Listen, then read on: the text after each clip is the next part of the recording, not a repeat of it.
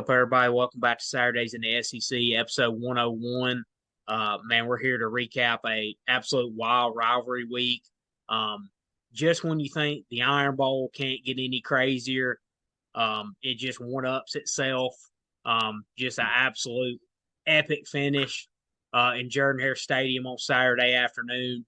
Um, man, I tell you what, going into this game, I feel like both of us were kind of on the same page of like, felt like Alabama had a little too much, like pull away kind of in the second half. But at the end of the day, I don't think anybody is surprised or shocked that it turned out the way that it did.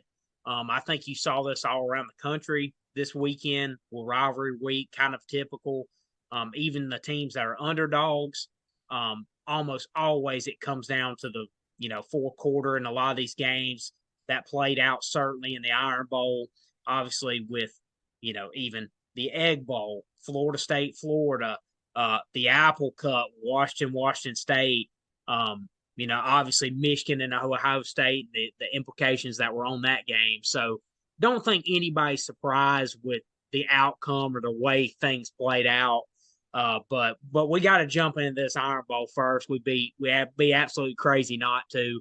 And I'll turn the table over to you first, Corden. Just want to get your thoughts on not only the ending, obviously, because the last 2 minutes were absolute pandemonium. I don't know if I've ever seen a game play out the last few minutes the way this one did. But just give me your thoughts on that and just the game as a whole. Obviously, it was so much fun to the last 30 seconds. But I love the way that they were able to run the football. Auburn ran the football extremely well. When it was a halftime, what was the score? 17-14 or something like that. That's right, yeah. I was like, all right, Auburn's probably not going to be in it the rest of the game. Alabama's probably going to pull away. They were able to hang in there with them. That's what I didn't think they would be able to do. I didn't think they would be able to have sustained success against Alabama. They ran the ball for 244 yards. I mean, that's one of the best showings that they've ran the ball since they played Georgia. Didn't really throw it a whole lot. Didn't really complete a whole lot, I should say. But Auburn didn't really have to. They were running the ball extremely well. They had 3 guys go over 50 yards. 2 of them go over 85. Jarquez and Damari, they ran the ball extremely well. Offensive line did a great job, but I thought the defense played really well. They got after Jalen Milroe all night. The most frustrating thing was not being able to get a hold of him. Like, you get your hands on him, he'd slip away for a big gain. He converted a couple of third and longs, things like that. Extended some plays when Auburn had him beat. Had a chance to sack him right there on like the 3 or 4 yard line, and he got away for a big gain. So it's just things like that. You can't defend against a guy like that. He's that type of athlete. But I thought Auburn played really well, had a great game plan, playing with their hair on fire.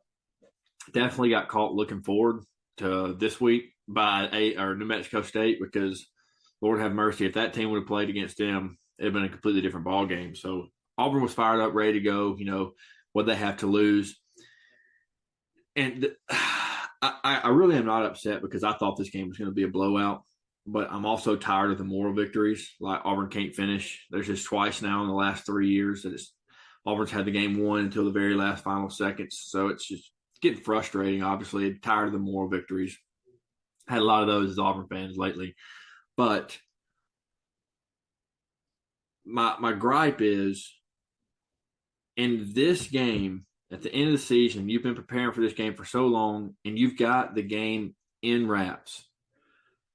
Why are you, as a special teams coordinator, not having the right guys on the field? How do you not know that? That is your job. And at that point in the game, your only job wasn't worried about a freaking field goal, kickoff, punt. It was punt return. How do you not get the right guy out there to field the punt? It was Keontae Scott. He's the punt return man. Been a punt return man for a while.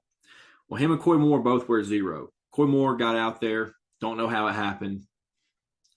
Coy Moore drops the punt. In my opinion, why are you trying to field the punt when it's not even near you? You're having to run a decent about 12, 15 yards to go catch the ball. There's nothing but white shirts around you. Why even try? Auburn's running the ball extremely well. Let it go. Let it go to the 1 yard line. Who cares?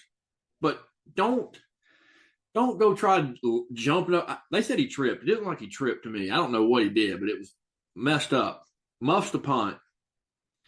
And from then on, I was like, Bama just gave Auburn the game right there. And then they gave it right back. Defense played well.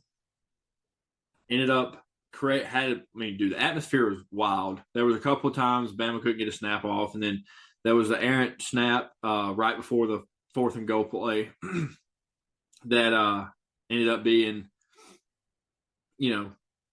set up for the inevitable. But it reminded me a lot of the 2017 snap when Jalen Hurts, and they ended up losing it. So it gave me some flashbacks. I was like, okay, all right, they gonna win it here because that happens. Like, we gave them the game and they gave it right back.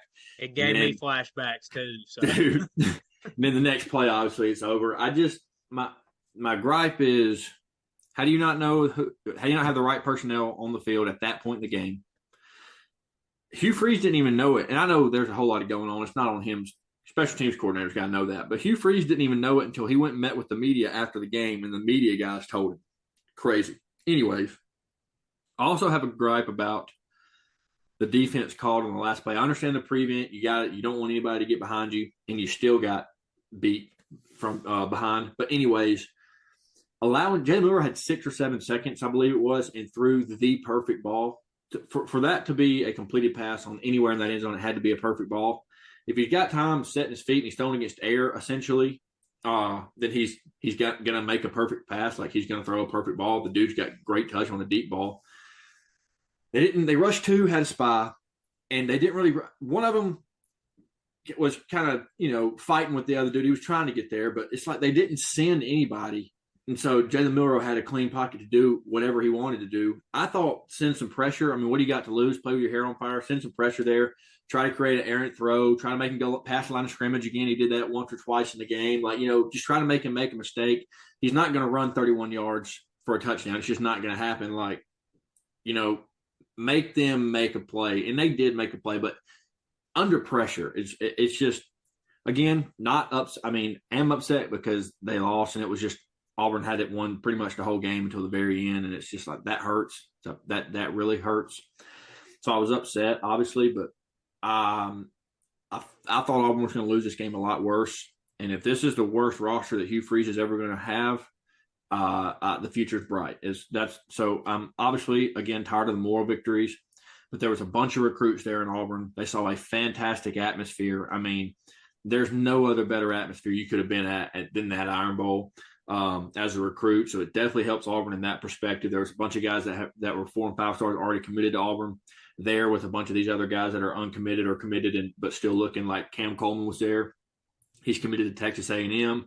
Potentially could flip. There was a Georgia guy committed to Georgia, said that Auburn could 60 to 70% potentially flip him because of what they're building down there, the atmosphere, how crazy it was. So that was a big deal, big win for Auburn Saturday there in that aspect. But everything else, man, it's a tough blow. Yeah, I mean, I want to give Auburn a lot of credit. This game was eerily similar to me, and the plan that Auburn put in place offensively was very similar to that Georgia game earlier this year. Peyton Thorne on the quarterback draws was really successful against Georgia. Same thing Saturday, had a lot of success with it. I thought Auburn did a great job with misdirection in the run game several times. I thought it was a little uncharacteristic and great, part of Auburn's success is they got Alabama out of their run gaps. Jarquez was able to break a long run a couple times. Damari Austin was able to as well. I mentioned Thorne on the quarterback run. So they did a good job, with the motions. You hear all the time eye candy. Hugh Freeze and his offense is well known for that. So I think they did a good job of getting Alabama out of their run fits and were able to have some success and bust off some long runs. And for the most part, like you said, had success most of the day doing it, ran for 250 plus, as you mentioned earlier. So Yeah, really, really great down the ground. They only completed, I think, 5 passes, but the ones they did hit were successful. Got a couple busts in the secondary, hit Javaris Johnson for the touchdown. Finally hit a wheel route for the love. Finally hit one.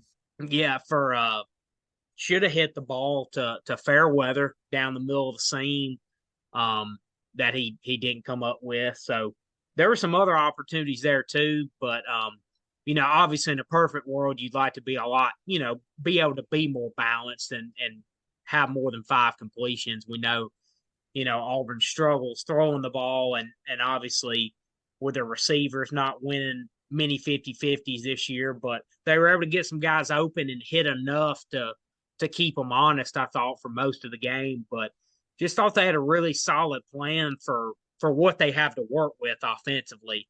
They've been limited offensively for a lot of the year, so I thought they had a good plan to be able to attack that, and for being mostly one dimensional, obviously had great success running it. So I thought it was a really solid plan. I thought Alabama's plan offensively was pretty conservative for the most part. I didn't think it was going to be one of those games where Alabama hit a ton of shot plays down the field. They were able to hit the one to Jermaine Burton, but for the most part was fairly conservative. I thought, or I believe Alabama thought they would have a little bit more success running the ball than they did. Thought Auburn did a pretty good job up front, limiting Alabama's run game, for the most part. Obviously, Milroe had some scrambles and things like that are kind of inevitable, mostly, but for the most part, thought they did well too. And out of all the Jordan-Hare performances over the last, I'd say 5 or 6 trips down there, I would say this one we were probably the least rattled of them all. Even though we had quite a few mistakes still, but actually didn't have any false starts, I don't believe, which was pretty crazy to me. I didn't expect that. Obviously did have the the botch snap at the end there. You have it 1st and goal inside the 10 and end up having it 4th and goal at the 31. I mean, the fact that even happens crazy. And to still overcome that, and to kind of talk about the last play a little bit, I agree with you. I think they would, if they had a do-over, obviously they would bring more pressure. Thought that was a mistake, giving him that much time. Only rushing 2. You mentioned the spy. We were talking about that earlier. Just thought it didn't make much sense there with it being on the 31-yard line. His legs are not going to be a factor as far as him scrambling past the line of scrimmage, because the second he steps over the line of scrimmage, everybody's going to converge on him. There's no way he's going to make it to the end zone. So I would have liked to have seen them bring a little more. I mean, I'm glad they didn't, but I think you would rather them bring a little bit more pressure and force him to get the ball out of his hands quicker and not give it time to develop. And as you mentioned, for that to be executed, it had to be a perfect pass, and him timing it coming out. Obviously he worked to the inside slightly, and him breaking back outside. And it had to be a perfect throw, perfect timing. And it was executed perfectly. On the back end, there wasn't much you could do, honestly. Like, he put it where only Isaiah Bond could get it. But I think if they had to do it over, they would bring a little bit more pressure and not allow him to, just hang in the pocket for that long to let it develop. But like you said earlier, I mean, just when you think it can't get any crazier down there, it does. I will say from Alabama fans' perspective here, I feel like, Alabama's been on the bad end of so many, crazy plays down there. Kick six, obviously, is the first one that comes to mind. I think about the ball bouncing off of Najee Harris's back and being a pick six. I mean, you really can't say they're luck plays. I mean, they are unorthodox, but I mean, it does happen in games. So it's not the craziest thing in the world, but You hear about the Auburn voodoo and stuff like that. So to kind of be on the good side of one of those crazy plays down there is nice. But all in all, it was a great game. It always in Jordan-Hare seems like it comes down to something like this, comes down to the closing seconds. And I don't think it's going to change any in the future. Because like I said before, I mean, I feel like we've pegged it pretty well this year with Auburn.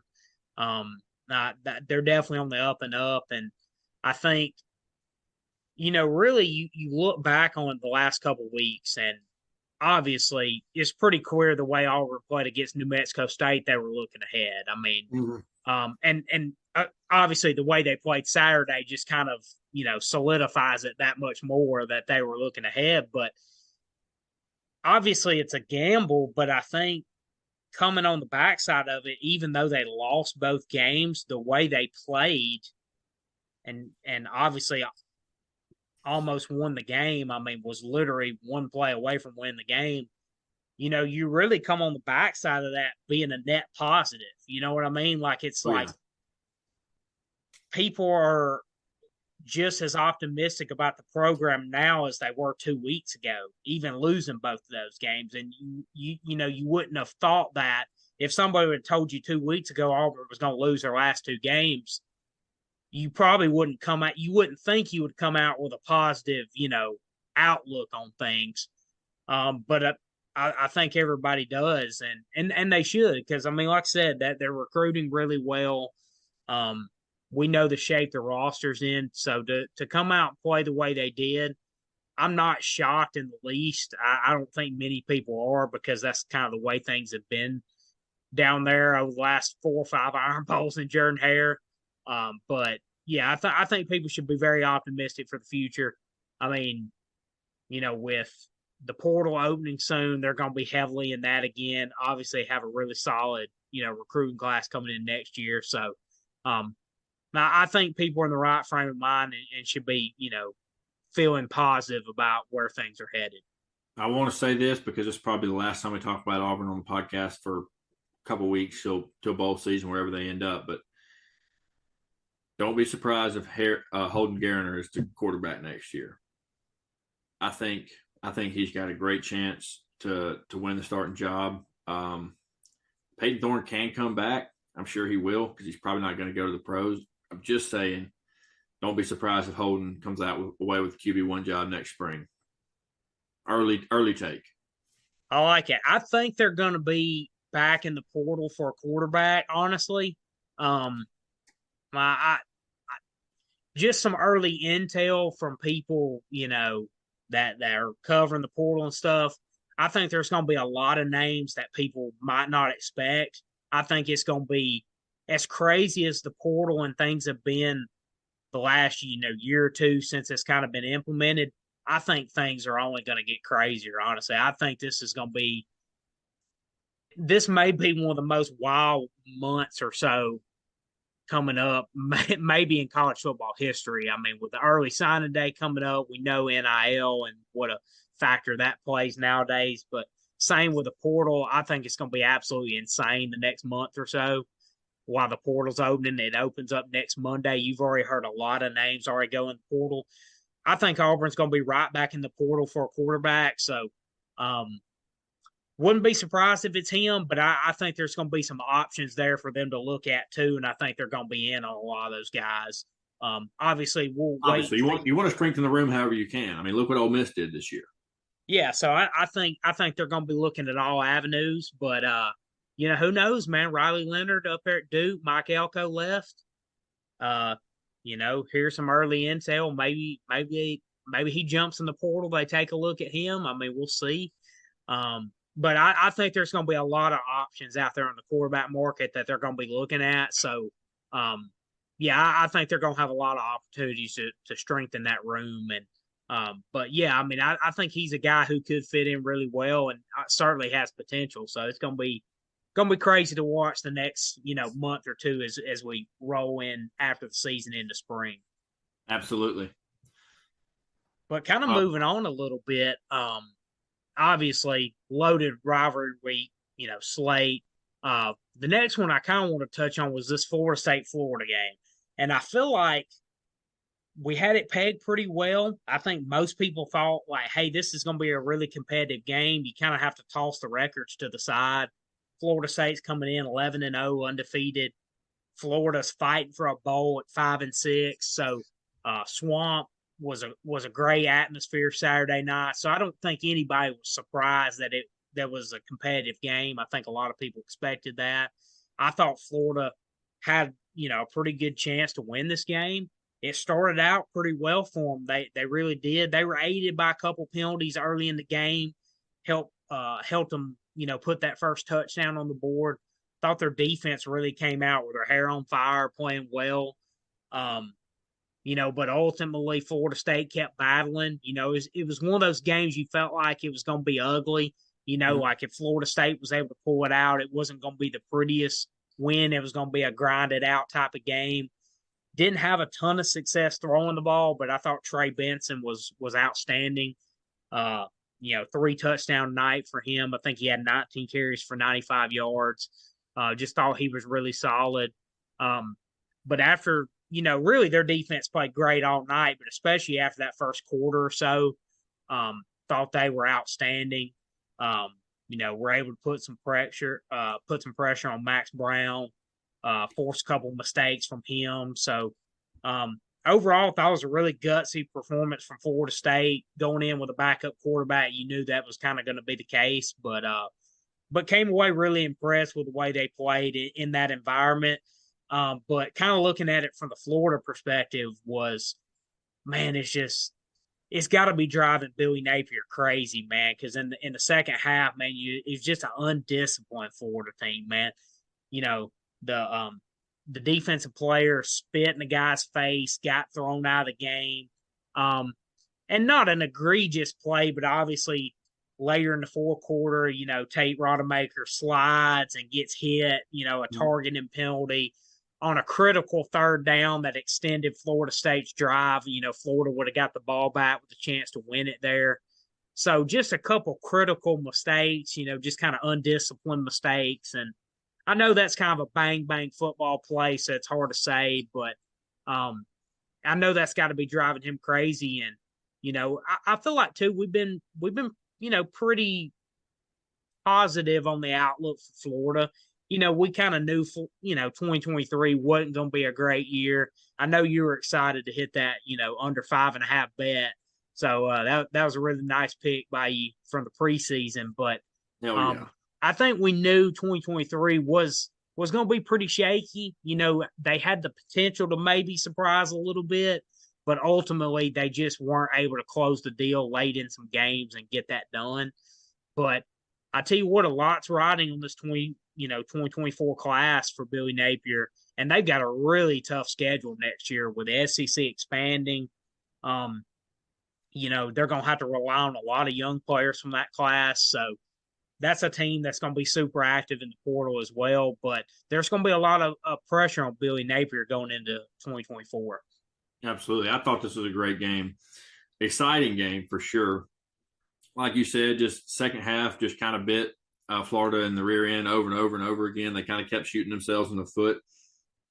Florida State was just the better team, the more disciplined team. And Rodemaker did a good enough job, to get the job done. Or Rodemaker, excuse me. But he did a good enough job to get the win, and that's all that matters. I mean, he didn't really have the greatest stats: 134 yards, 12 of 25, no touchdowns, no interceptions. But Trey Benson stole the show, 3 touchdowns for tack onto his records. But I thought that Florida State would beat them a little worse than they did, even with a backup quarterback. But Florida proved me wrong a little bit on that sense. Obviously, did cash the bet, got to drive down to the Nino, get my money back from them because cash it. But I'm definitely going to be higher on Florida next year. I like what Billy Napier's doing, like we've talked about several times. He's doing a fantastic job through the recruiting cycle. Next year's class is going to be a great class to build off of. So don't get your hopes down if you're Florida. Stay stay behind Napier because he's building something good there. I truly feel it.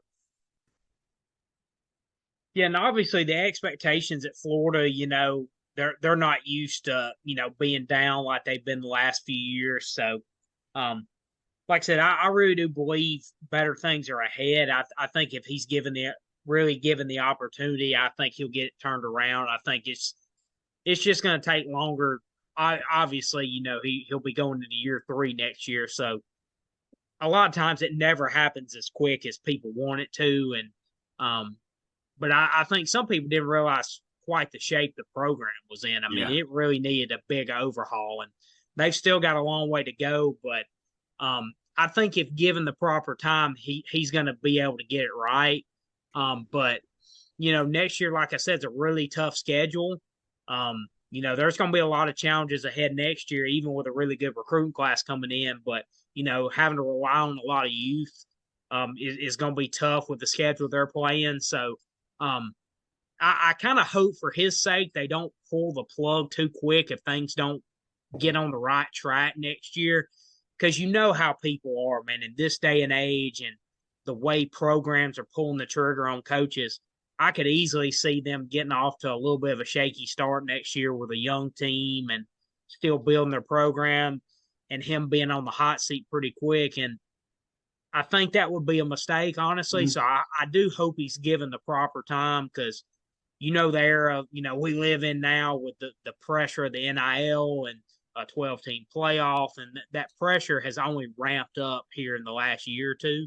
I think that's only going to continue to climb. So I think administrations and fan bases got to be patient, because it's going to take time, especially with the SEC and the Big Ten, these conferences as competitive as things are now, with the portal and NIL games. So I hope he's given the proper amount of time, but there's still going to be a lot of challenges next year for him. But I think if given the proper time, he'll definitely get it right.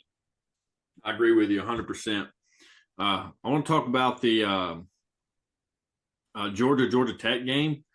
Honestly, a lot closer than what everybody expected. I feel like this game was a lot like the Iron Bowl in how it played out.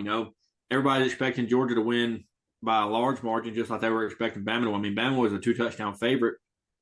Georgia was a 24.5-point favorite. I think is what it closed at, or 24, somewhere along those, without the hook or with the hook, whichever book you were looking at. But regardless, now Georgia did kind of hurt themselves in some ways. Carson Beck threw a pick trying to force a ball in the middle on like the 8-yard line, and that would have put them up 3 touchdowns at the time. I think it would have been 38-13 at that point or something like that. But Georgia Tech's offense, man, they put out all the tricks. They had a little double reverse fake, or a fake reverse, and then they had a Haynes King did a little fake. I guess it was just a read option or a quarterback option, whatever, to score later in the game to bring it within 31-23. But I should have known better. I was just high on Georgia. I was riding that wave the last few weeks and paying me out. But Georgia Tech, for a 6-6 team, they're a much better team than a lot of 6-6 teams. Like, they're a better team than Auburn. I truly believe that. I think that Georgia Tech would beat Auburn this year. They're a really good 6-6 team. They've beat some really good teams. They've been in a lot of good games.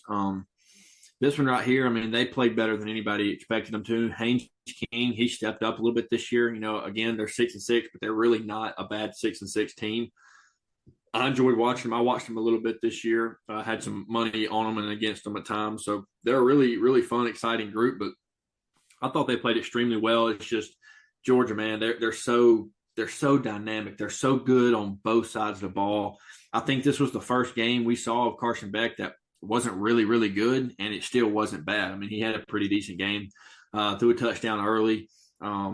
Did have that pick in the end zone, but I just feel like he forced it, but he had the whole drive going down there. But Georgia just ran the ball so stinking good. I mean, they had two or three guys toting the rock. Two guys scored, or two different guys scored. Excuse me, Kendall Milton. He dominated, just carry after carry. You got Dejon Edwards doing a fantastic job back there as always. But Kendall Milton, I mean, he had a bunch of explosive runs. And then Dominique Lovett, transferred from Missouri, continues to have his name in the Georgia headlights or headlines. So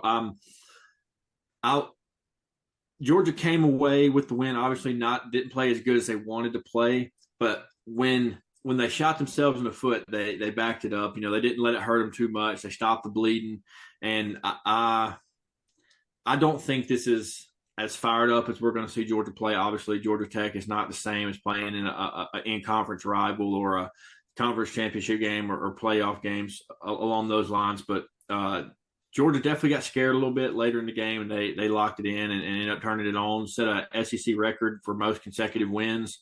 So they're rolling, and it's setting up for a fantastic matchup this weekend. And I haven't looked at the line recently. I looked at it last Friday, I believe, and Georgia was a 4.5-point favorite, but I don't know what that line is now. I haven't looked at it in a few days. On mine, which I do bet online, is the book I'm at.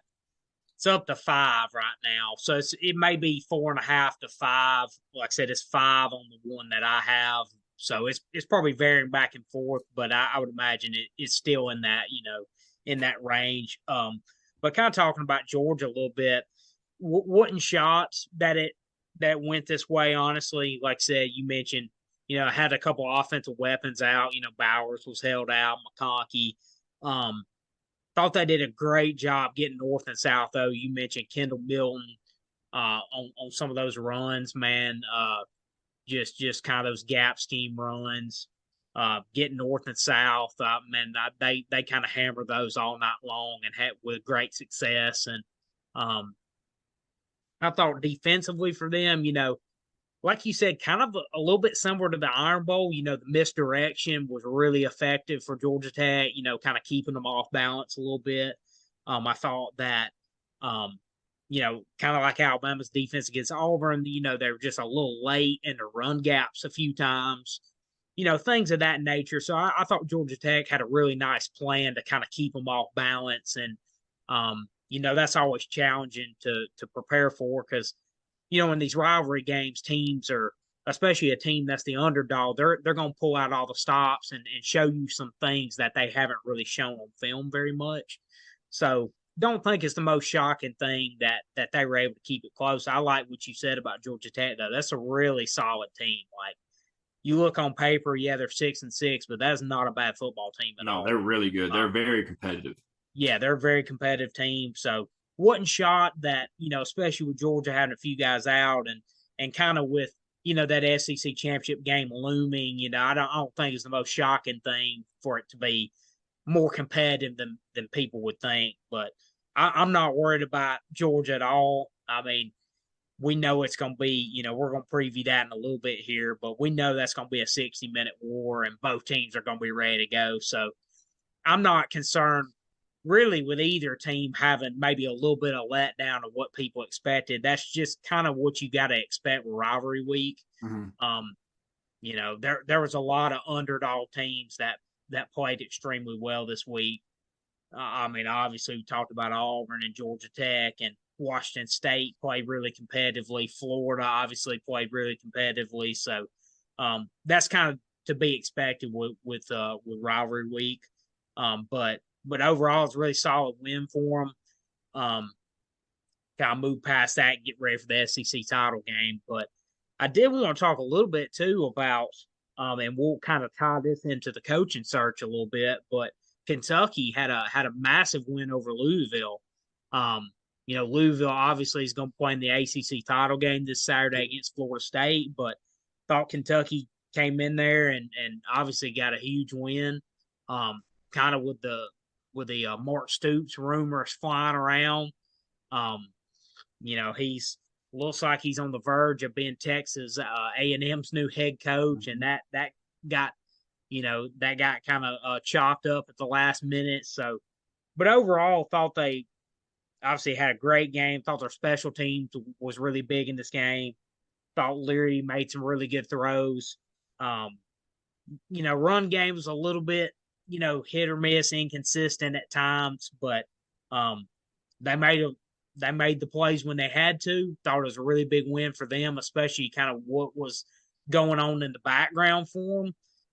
But just kind of want to get your thoughts on that, and then your thoughts on that Mark Stoops almost going to A&M, comes out and says, actually, I'm staying at Kentucky. He actually didn't get any incentives to stay at Kentucky. It was just, it wasn't like he got a raise or got a new deal or anything. It was just, I think he wanted to go in A&M, and it got nixed in the last minute.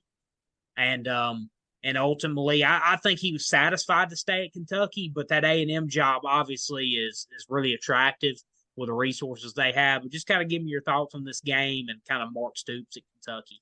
Yeah, I thought Kentucky really made a statement. They were like, not a great year, not the year we were expecting, not going down without a fight. Truly just a Mark Stoops thoroughbred team. I mean, that's what they're built off of, never quitting, play to the last whistle. Who cares if they think they're better than us? We're going to show them that, they're going to have to fight for 60 minutes. And that's exactly what it was. And that's some of the reason why I thought that Texas A&M would have made a great hire getting Mark Stoops. I mean, Mark Stoops has turned Kentucky into a legit, not dominant, but respectable SEC team, which before he got there, they were on the same ranks as, South Carolina is right now, or what people think about Missouri in the last few years, or Vanderbilt. They were not very good. They were just competitive in certain games and they get blown out in others.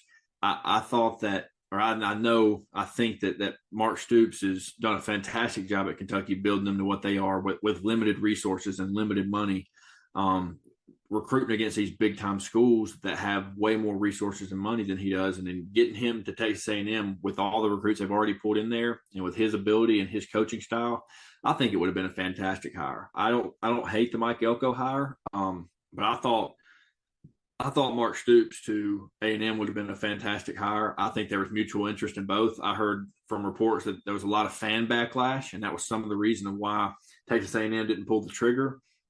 From what I've seen, that's about all I can tell, is that there was a lot of outrage on from the fans, and that kind of gave a little backlash to the administration trying to pull the trigger on Mark Stoops, and they ended up going another way. But I thought Mark Stoops would have made a fantastic coach at Texas A&M. I would have loved to see what he could do there. But you don't always fall the way you want it to. But I think they made a good hire with Elko, and I mean what he's done to Duke, resuscitating that program. So I think that being at Texas A&M, it's not a bad hire at all. He's been there before. He understands the culture, understands what's at stake and the expectations, and he's definitely a hard-nosed guy, and I think he's going to build the program perfectly fine.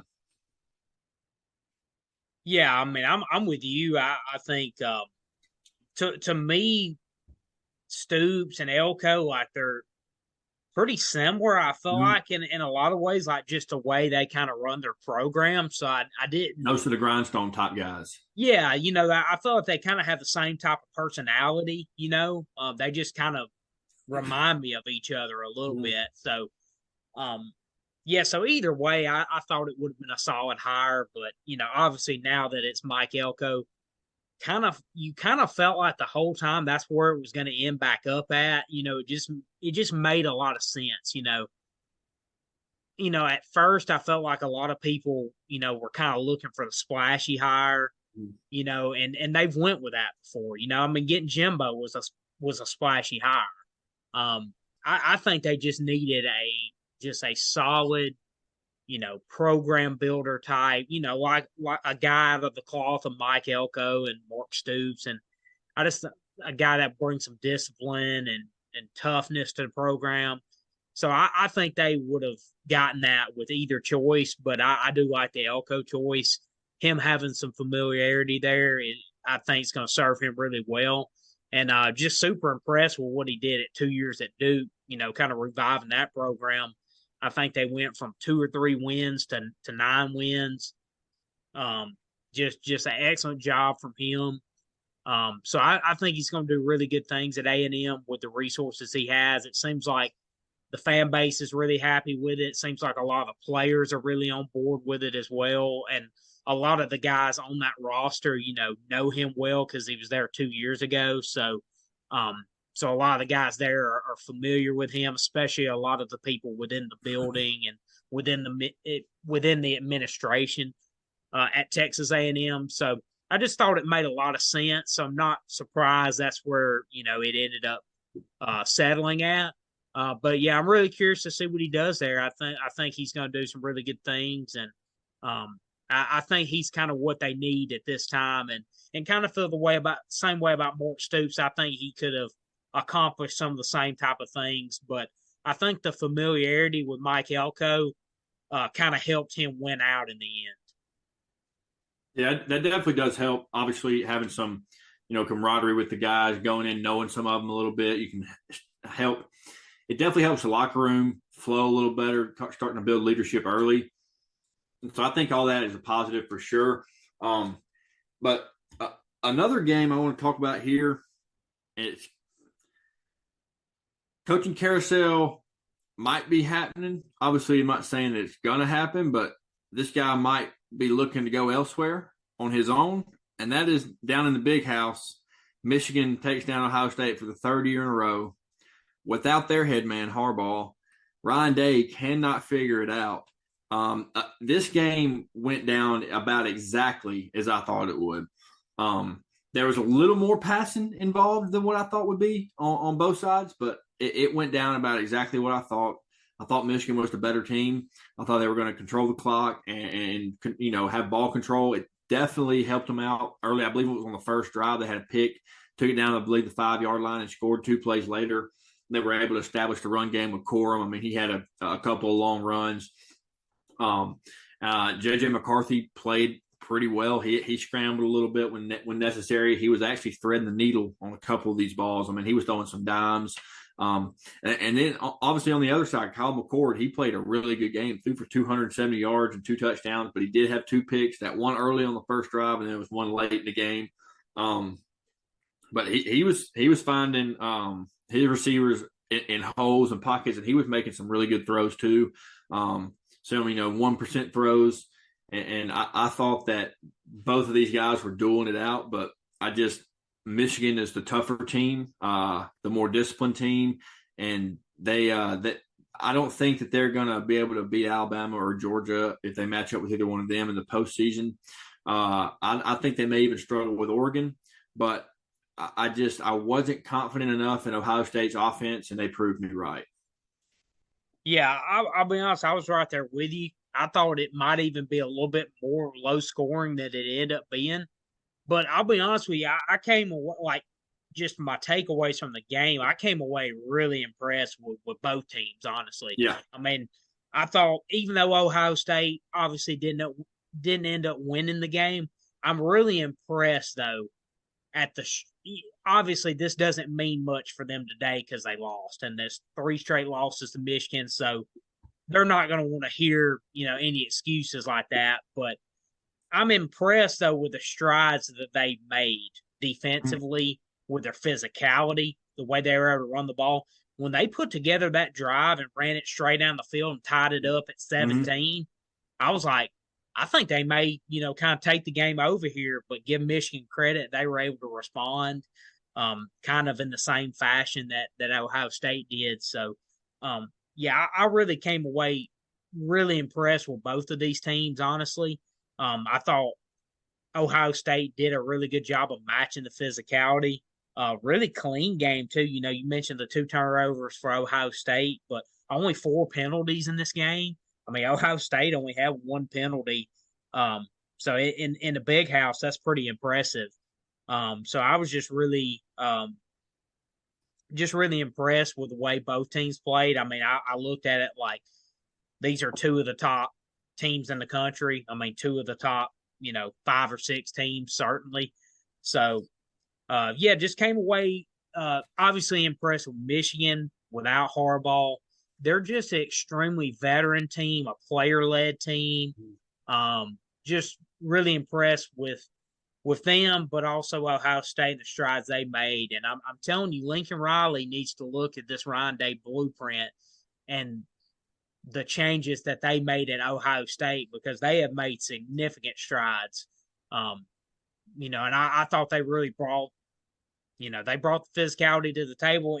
Michigan ended up coming out in the end really because of turnovers, mostly. But I mean, total yardage was identical. Basically, actually, Ohio State outgained them slightly. But overall, it was about as even as you could, kind of hope for. But I came away impressed with both teams, and it's what you would expect basically in a playoff game, atmosphere. Absolutely. I thought it was one of the better games I saw all day, next to the Iron Bowl, obviously, because a little more in it for us in that game. But I definitely thought it was one of the better games of the day for sure. What you want to cover next? I want to talk about too. I know it's not quite as fresh on our minds because it happened Thursday night, but got to talk about this Egg Bowl. Egg Bowl, yeah. And then we'll kind of tie that in as well, since we're talking about Mississippi State, into their coaching search and hiring Jeff Lebby. But kind of getting into the game first, though, just want to say I'm really impressed with the effort Mississippi State played with. I mean, it's exactly what you would expect in a big rivalry game. They're just like Florida, just like South Carolina. They were at 5-6, looking to become bowl eligible. Would have been obviously a huge win for the program. They were underdogs in the game. To be able to win it 2 years in a row, to keep Ole Miss away from another 10-win season, obviously would have been huge, but they weren't able to do it. Didn't have enough offensively. I'm just really impressed with Ole Miss. Obviously, what Lane Kiffin's done there, getting a 10-win season 2 out of the last 3 years, is extremely impressive. But the way they've been able to win games in different ways, I think, has been extremely impressive too. They've won some shootouts like you saw against LSU. Obviously winning this game 17-7, kind of rock fight in Starkville. Just really impressed too with Jackson Dart's toughness, man. I mean, he came into the game banged up, laying his body on the line multiple times the other night. I was just really impressed with the way, they're able to win games in a multitude of ways. I mean, that's what really good football teams are able to do, and give Lane a lot of credit, man. I mean, he's had to replace a lot of guys, went to the transfer portal a lot. So he's done a really fantastic job there. To go 10-2 and your only 2 losses were Alabama and Georgia, both on the road, was just really impressive. And they can go to a bowl and maybe get to 11. That would be, kind of the icing on the cake for them. But just really impressed with their performance, even though it was kind of one of those ugly, slugfest type of games. But they came out, obviously, and got a big rivalry win. And to get to 10 was huge again. Yeah, I thought it was a fun game. Not what I was expecting to happen. I thought there was going to be fireworks on every quarter for Ole Miss. Mississippi State, they let their nuts drag that game, and they played with their hair on fire. I mean, last game for a lot of those guys, they was letting it ride, and I love seeing ball like that. Obviously, rivalry weekend. It kind of, when I was watching, I was like, okay, well, maybe it shaped up for one of the weekends where all the underdogs win, and so this looks good for Auburn. And it was kind of similar to the Auburn-Alabama game. They were in it the whole game and then just ended up, getting beat at the end. The better team did end up winning. Again, like you just mentioned, Lane getting a double-digit wins here. That's big. Not been done often there. I don't know. I think he might be the first coach to do it. I think he's done it twice now. Maybe he's the second coach to do it, but I know he's done it twice. He's building something there. They need to get him all the resources and all the funding that they can, because without that, he's not ever going to be able to get over that hump, I don't think. Not consistently anyway. You got to have the resources. I'm not saying their resources are bad, but you got to be up to par, better than the top dogs of the nation. And the funding's got to come in there, especially with the way it's going right now with the NIL and stuff.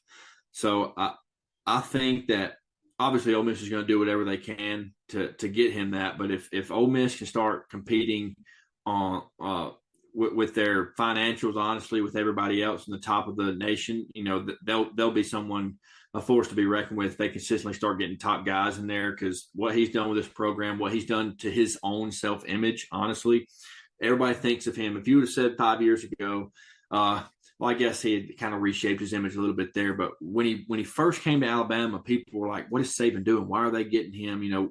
This guy's he's a dumpster fire. And he's just completely turned his image around and built a great football program. And huge fan of Lane Kiffin here. Obviously, it's hard to not be. But if they don't get him the resources and funding that he needs, I think that he's going to continue to hit this ceiling every year, that they have a great year. I don't know that he'll ever get over the hump. And if he does, like I said, it won't be consistently. That's how I feel right now anyway.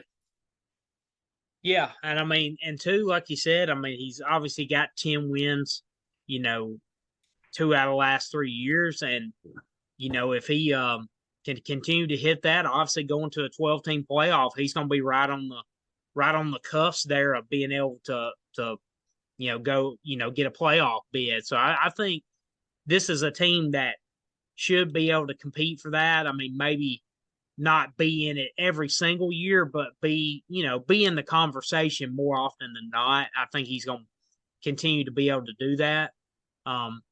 Obviously, it's there's going to be more spots, but it's obviously going to get more and more competitive. I mean, the crop of coaches that are in the SEC, I think you're seeing the Big Ten upgrade their coaches. Obviously they added, Matt Rule last year. Think they made a great hire with Jonathan Smith from Oregon State up there at Michigan State.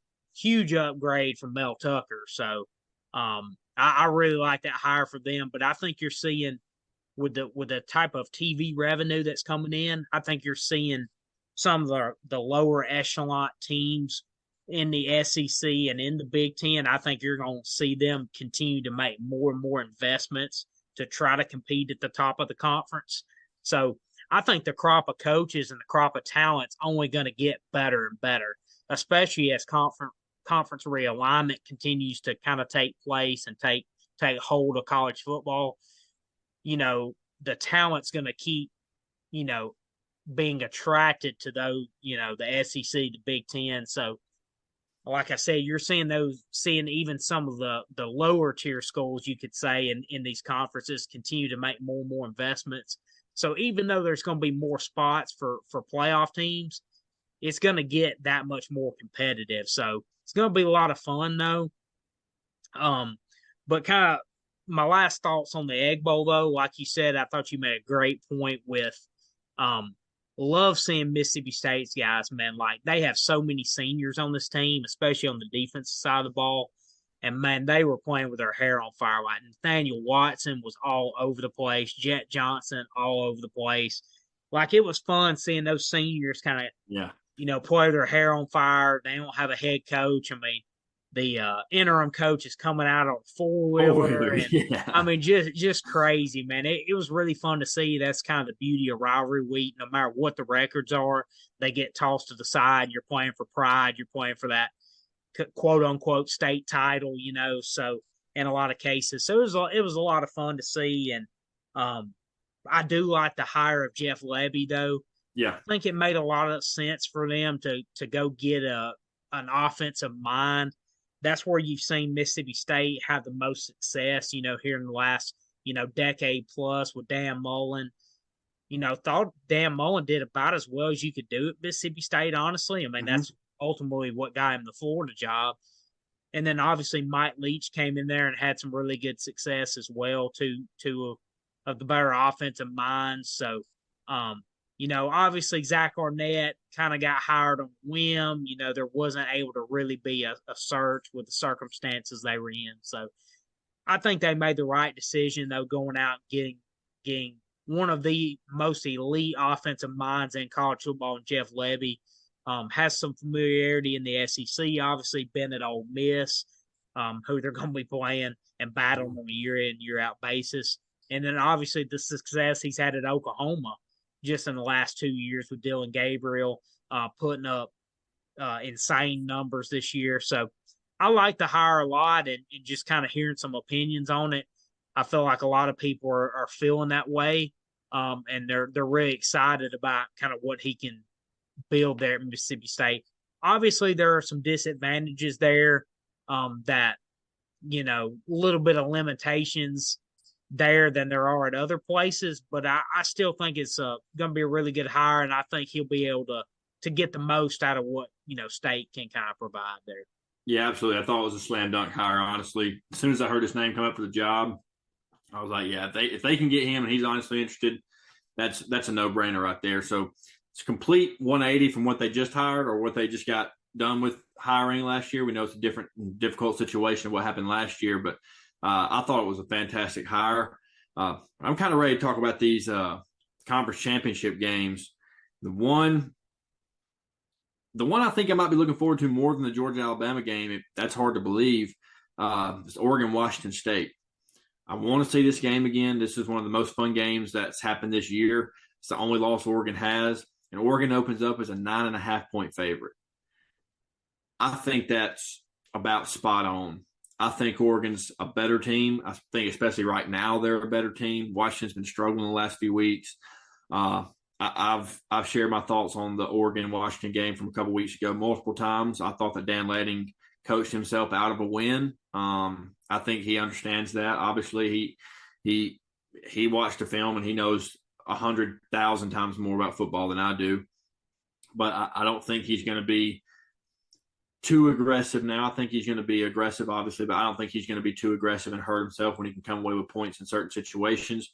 But I honestly don't think that Oregon's going to put themselves in that situation. I think that they're going to play lights out. I think that Dan Lanning's going to have one of the best game plans against Washington we've seen this year. And I just don't think that Washington, is going to be able to consistently stop this Oregon offense. And I would hate to be on Washington's offensive side of the football because, dude, I'm telling you, Oregon's defense is going to be playing lights out. I just got a feeling. Yeah, I like Oregon in this game too, honestly. I just think the way both teams are trending, honestly. I mean, obviously Washington's been winning, but and give them a lot of credit for that. It's hard to do, hard to go 12-0, but I just feel like Oregon's just been playing at a different level recently. And I think they get, revenge in this rematch. Think it should be a really good game, but I just think Oregon's too much for them, the way they're playing on both sides of the ball right now. Been really cool to see how well Bo Nix has played. He's got two legit receivers in Troy Franklin and Tez Johnson. I mean, that was fun to watch the other night against Oregon State. That was a tough matchup for Oregon State. But yeah, he was outstanding Friday night.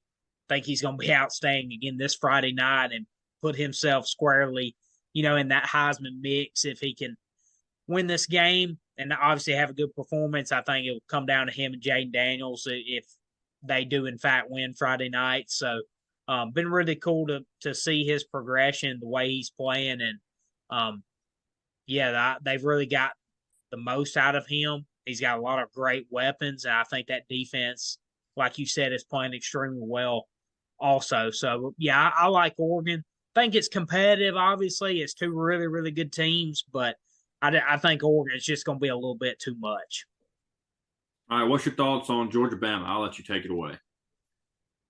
Well, I mean, obviously, it's kind of a game we've been waiting on all year. I think that people expected, even though it was a little touch and go early for Alabama in weeks 2 and 3, it didn't look like they would make it here for the early part of the season. But just really interested to see these two finally go at it again. Feel like it's a similar scenario to 2 years ago. Obviously Alabama coming off a crazy, Iron Bowl in Auburn both occasions. I've heard a lot of, you heard a lot of people say after that Iron Bowl, especially the way Alabama played and coming that close, you were like, almost everybody was saying, man, Georgia's going to blow Alabama out next week. And I just never really bought into it. I mean, obviously I'm an Alabama fan, so, I'm not going to really have that mindset anyway, but I'm just like, you really can't compare week to week, especially when it comes down to this part of the season. Just like Georgia, I mean, Georgia didn't light it up against Georgia Tech, but you kind of know you're not going to get that same performance again from either team. It's going to be a 60-minute war. Like I said, I do feel like it's setting up a lot like 2 years ago. I really feel like you look at like the win probability. I look at sometimes you'll log in on the ESPN app. They'll have a little FPI where it shows you the probability of who will win the game or whatever.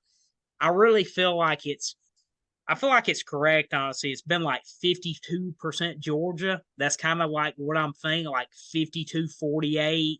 Like, I feel like it's that way, either way you want to slice it. Be honest, I'm going to go with my heart and go with Alabama. I just think Georgia's been on such a long win streak. They haven't lost in 2 years since this game in Mm-hmm. 2021. So, I mean, it's hard. When you've won 29 in a row, it's hard to keep that going. And this may be the only team that can knock them off. Certainly one of only, two or three. So with my heart, I'm going Alabama. I don't really say that with a ton of confidence because, like I said, I think it's 55-45%, any way you want to slice it. I mean, certainly Georgia should be favored. I mean, until they're beaten, how could you not favor them? They're two-time defending champs. They're undefeated. So certainly they should be favored in this game. But like I said, I'm gonna go with my heart, go Alabama, but I'm not really super confident either way. I will say I do think the quarterback run game for Alabama, I think you're going to see them lean on that about as much as they have all year. Probably similar to the LSU game that Mm-hmm. they really leaned on it that night. I think they're going to lean on it again. Obviously, you saw Auburn have some success with it with Peyton Thorne. So obviously Auburn had some success with it against Alabama. So Alabama and Georgia run very similar defenses, obviously. So I think that's an area that can be exploited a little bit. I do think Georgia's more beatable probably than they have been the last 2 years, even though Alabama did beat them in this game 2 years ago. Um, I don't think this Georgia team's quite as good as those other two. They're still elite, though. I think there's some plays maybe to be had on their defense this go around, but um, honestly, don't really have a great feel. I just know it's going to be a 60-minute war. Yeah, if I'm betting on this game and I'm taking it tonight, yeah, it's on the ESPN app. It's showing that Georgia's a 6-point favorite. If I'm betting on this game, I'm probably taking Alabama to cover the spread. But I do think Georgia's going to win this game just because they can run the ball so freaking well. I mean, even when they don't run the ball well, they still run it for 185 yards and 2 touchdowns on the ground. Carson Beck, I mean, the offense is fully his. He's fully submerged. He's their guy. I mean, they're not restricting the playbook from him like you kind of saw they were a little bit early first few weeks. I mean, this is fully his. He's got the offense 100% down. I think they're going to open him up and let him do some things that we might not have seen a lot of this year. So I expect, I mean, especially with Brock Bowers being back and McConkey being back, I expect him to go and take some shots and be a little aggressive. But I think that they're allowed to do that because their running game is so dominant right now. Obviously, you're going up against what I think is one of the top 3 defenses in the nation. Even with almost losing the game last weekend, they only gave up 24 points. Like this defense for Alabama is extremely good, so it's going to be best on best. I think the secondary is going to get some tough matchups with Brock Bowers, just like everybody else does. I'm excited to see Kevin Steele's way of going about stopping that and slowing that down because it's kind of hard to stop. You just got to, limit it as much as you can because, I mean, he's going to get his. He's that good. But I just think that Georgia runs the ball well enough to allow them to take some shots, and I think that their defense is going to create some stops and take advantage of it. I think that Alabama's going to have to run the ball a little better or a little more consistently with their backs and not just rely on Jalen Milroe. If they do that, if they're able to establish the run game with their backfield, I think that they'll have a much better shot. But I do think that Bama covers the 6. I'd probably take that early so it doesn't go down. I think that's a little rich, especially for the championship game. Like you said, Georgia's won 29 in a row or whatever it is now. Bama's peaking. Georgia's, I mean, they're on the plateau, I guess. They're about as high as you can go. They've been there for a while. Yeah. But this is definitely going to be one for the ages for sure. But I just think that it's going to come down to the run game. And I think Georgia's got the better run game if I'm looking at it from the most unbiased standpoint I can, because in a perfect world, both these teams would lose. It'd be a tie. Nobody'd be crowned the champion. but it ain't happening that way. I wish I could watch both of them lose. I really do. But if I'm looking at it from the most unbiased standpoint, that's probably, I think Alabama covers the 6, but I think Georgia wins. Yeah, I mean, I think that's very fair, honestly. I mean, like I said, I do think it's kind of one of those classic, coin flip type of games. I feel like. I mean, obviously there's a reason Georgia's slightly favored in this game. Mm-hmm. They should be based on what's gone on this year, obviously. But yeah, like you said, I agree with what you said. Though Alabama's definitely needs to be able to establish the run with their backs a little bit more than they have. It does concern me a little bit defensively. Obviously, I don't think they're going to get out of the run fits quite as bad this week. I just think Auburn had a really good plan for it. But Deontay Lawson obviously played in the Iron Bowl, but was out the 2 weeks prior. To me, he just didn't look like he was moving around as well as he typically was. Right. He just didn't look 100% to me. So kind of want to see his progression. Obviously, he's a might linebacker. Like he's kind of quarterback of that defense. So, I mean, obviously you need him in this game to be as close to 100% as you can get him. Yeah.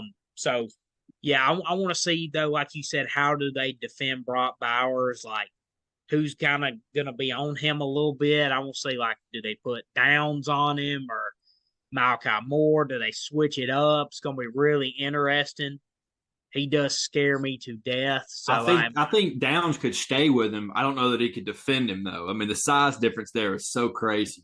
yeah, I mean, like I said, that's why he's a mismatch nightmare because there's no good matchup to put on him. Like, who do you put a bigger guy on him? He's way too slow.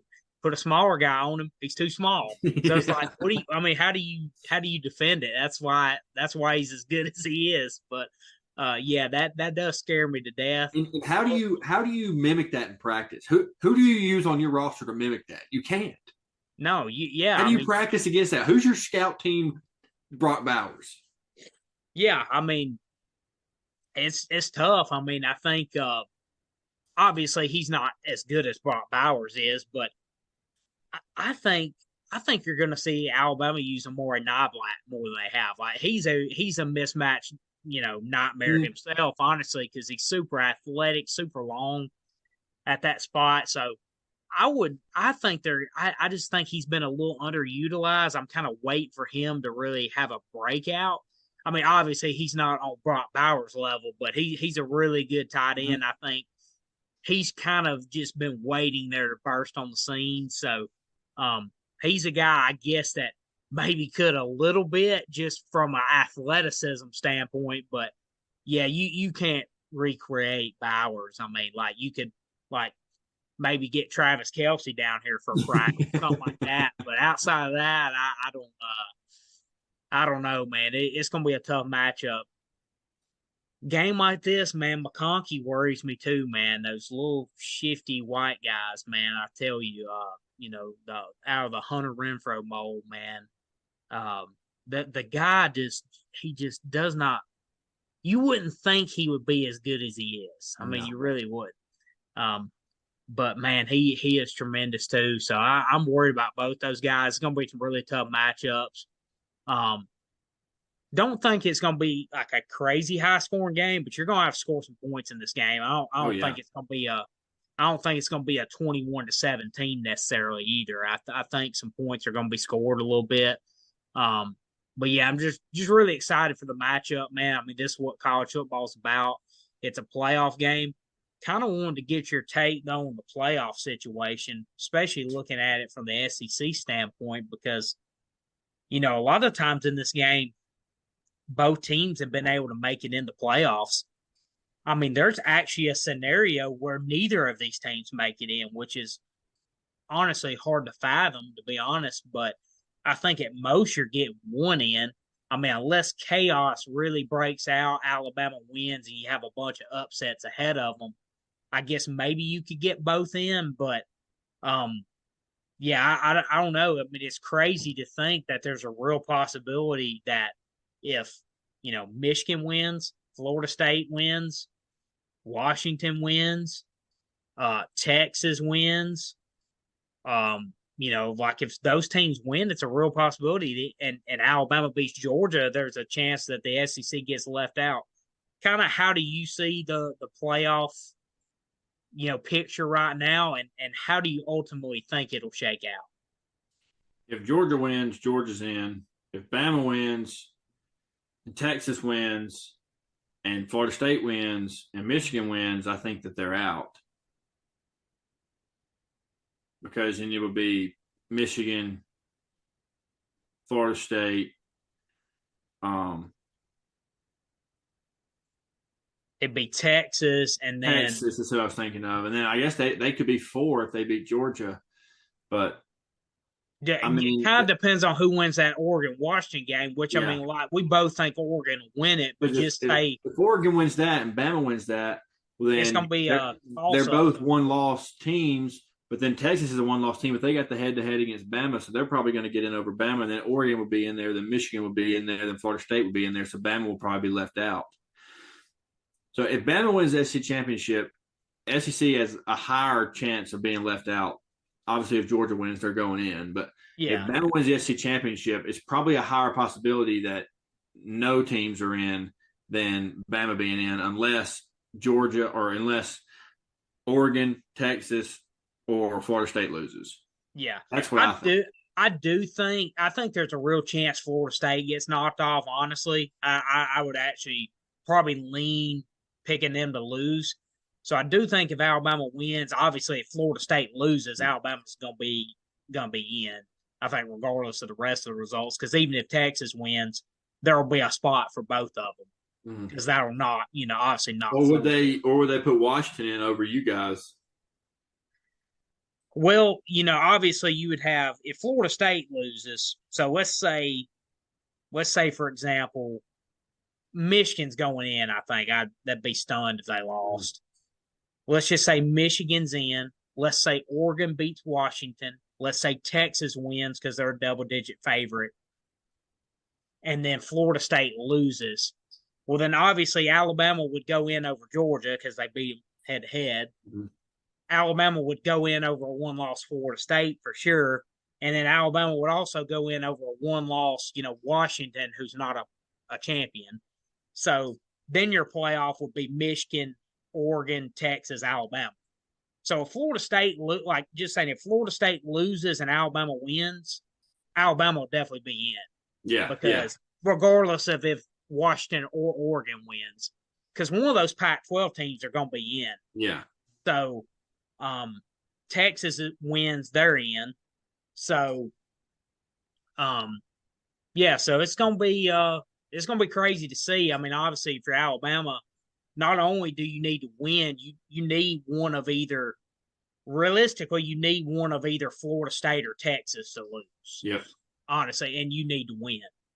If that happens, if one of those lose, and then obviously Alabama beats Georgia, then they'll be in. Mm-hmm. But if all the favorites win, even if Alabama wins, they'll probably be left out. I mean, honestly, it'll come down to because Texas will get in over Alabama. I'm almost certain. I think that's how the committee's going to do it anyway. But it'll be a real debate with Alabama and Oregon for that last spot. But I'm scared that they'll probably lean Oregon since they've been ranked ahead the whole time. But in Alabama's case, they would have the best win in the country by far. Yeah.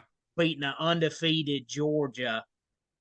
That would be kind of the ultimate trump card, I feel like. So that would give them a little bit of a, advantage, obviously. But I feel like it would go down to the wire between them two. I mean, I feel like if Alabama wins, they should be in over Oregon. But I don't know if the committee's going to see it that way. Right. I mean, I can't really fathom a one-loss SEC champion being out. But the way it's kind of played out this year, man, we kept thinking we were going to get chaos, and it just hasn't happened yet. I think I saw a stat yesterday, and this is crazy. This year, AP or ranked top 10 teams are 84-6 against unranked teams, which will be the highest win percentage since 2007. It's so crazy. The year we thought we would have so much chaos It just hasn't come to fruition yet. Who knows? It may be on the horizon on Saturday, Yeah. but it hadn't happened yet, at least to the extent that we Yeah. thought it would, or maybe it's happened in the past. Yeah, that is crazy to think about. That's wild, though. Yeah, but I'm really curious to see. Obviously, if Georgia wins, it makes the committee's job a lot easier. Yeah. But I feel like, if Alabama wins, it definitely, throws a wrench in things and makes their job a lot harder and makes their choice of who they're going to leave out. Like, there's going to be several deserving candidates for that last spot. So, yeah, it's hard to fathom, because obviously if Alabama wins and they don't get in, then that means Georgia didn't get in either. So it'd be hard to fathom the conference that's dominated the last, 15 years plus not being in a playoff. It'd be kind of hard to fathom, but obviously we'll find out soon enough. By the next time we do a podcast, we'll know the four. So we'll see what happens this week. But it's, like I said earlier, it's going to be a 60-minute war. I can't wait to see it, and can't wait to see the rest of these conference championship games unfold. Yeah, absolutely. Get everybody tuning in. Honestly, it's been a great regular season. Just really appreciate everybody tuning in to us and following us throughout the year. It's been a ton of fun to cover. Even though we're coming to the end of the regular season, it's really just beginning. Obviously, conference championship games are this week. Playoffs are set on Sunday. The portal opens on Monday. We got the early signing period coming up in mid-December. So even though we're kind of coming to the end of the season, we're really just beginning as far as news, though, because this portal cycle, I'm telling y'all, is going to be absolutely insane. I mean, just hearing the early intel from reporters, they're like, man, everybody buckle your seatbelts, because there's going to be some names you're not even expecting to be in there that are going to enter the portal. So it's going to be wild. Stay locked into us, because we got a lot to cover ahead of us. But hope everybody enjoys this championship Saturday, and we'll be back next week to break everything down and break down the playoff forward. Thank you, guys.